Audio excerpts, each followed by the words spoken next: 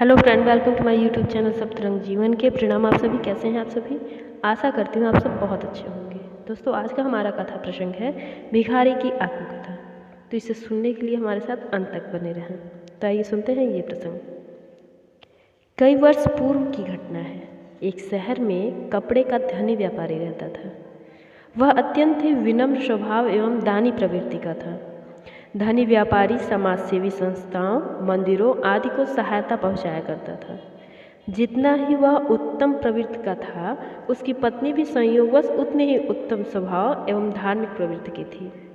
उसकी पत्नी सर्वदा साधु महात्माओं की सेवा सत्कार में तल्लीन रहती।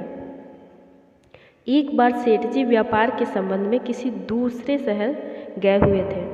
अपना कार्य पूर्ण करने के पश्चात जब सेठ जी अपने शहर लौटे तो रात 2 बज चुके थे। सेठ जी का बंगला रेलवे स्टेशन के निकट ही था। सेठ जी पैदल ही घर के लिए चल पड़े। जैसे ही कुछ दूर गए कि उन्हें किसी की कराहने की आवाज़ सुनाई दी। सेठ जी ने पहले तो ध्यान नहीं दिया, परंतु कुछ कदम और आगे बढ़ने पर दोबारा कराह सुनाई पड़ी। फिर सेठ जी कराहने की आवाज़ की ओर मुड़ पड़े।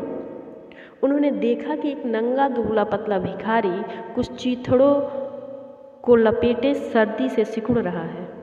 उसने सेठ को देखते ही गिड़गिड़ाती जबान से कहा, साहब कुछ पैसे दे दे, चाय पी लूँगा।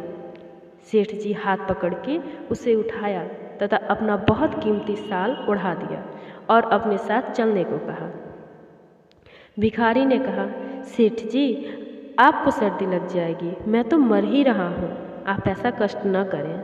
सेठ जी बोले, भैया मैंने काफ़ी कपड़े पहन रखे हैं, अतः मुझे अधिक आवश्यकता इसे ओढ़ने की नहीं है, आपको है। उसने फिर से कहा, आप मुझे 2-4 पैसे दे दीजिए, भिखारी को घर लेकर जाकर क्या करेंगे? सेठ जी उसके भाव से अनुमान लगाया कि यह कोई साधारण भिखारी नहीं है। फिर बहुत कहने सुनने के उपरांत सेठ जी उसे अपने साथ लिवा ले गए।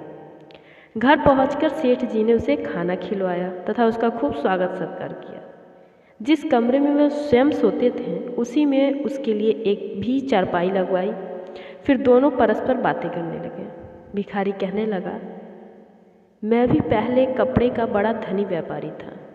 देश के विभाजन के समय मैं लाहौर रहता था। कुछ दंगाइयों ने शहर के एक संप्रदाय के घर में आग लगा दी। सब इधर उधर भागने लगे। उस समय मैं और मेरे 2 नौकर हम तीनों दुकान पर ही थे कि दंगाइयों ने आकर हमें मारना शुरू कर दिया। मैं अधमरा होकर बाहर सड़क के किनारे गिर पड़ा। एक नौकर मार दिया गया और एक को कुछ बताने पर छोड़ दिया और उसे भगा दिया सबने। मेरे सम्मुख ही मेरी दुकान में आग लगा दी। कुछ होश आने पर मैं घर की ओर गया। दुकान तो पूर्णतः जल ही चुकी थी। घर देखा तो वहाँ कोई नहीं मिला। मेरे 2 बच्चे, मेरी बूढ़ी माँ तथा सुंदर एवं सुशील मेरी धर्मपत्नी सभी शहर छोड़कर भाग चुके थे। मैं जैसे तैसे भारत आ पहुँचा। जब कई दिन भूख प्यास से तड़पते तड़पते न रहा गया तो अनायास ही मेरे हाथ एक साहब के सामने फैल गया। तब से अब तक यह सिलसिला चला आ रहा है। मेरी धर्मपत्नी, बच्चों तथा माँ का कहीं पता नहीं चला। उन्हीं को खोजते हुए मैं इस रूप में शहर शहर भटक रहा हूँ। आज यह अपनी दास्तान मैंने पहली बार आपको सुनाई है। ऐसा कहते हुए भिखारी ने ऊपर दृष्टि उठाकर देखा तो सेठ जी की आंखें भींगी हुई थी। उसकी दुख भरी कहानी सुनकर सेठ जी का हृदय पसीज गया। उन्होंने उसे अनेक प्रकार से सांत्वना प्रदान की और कहा, आप भिखारी नहीं हैं, ये तो मैं पहले ही समझ गया था। अब आप मेरे साथ यहीं रहें। आपके परिवार वालों को भी मैं ढूंढाने में प्रयत्न करूँगा।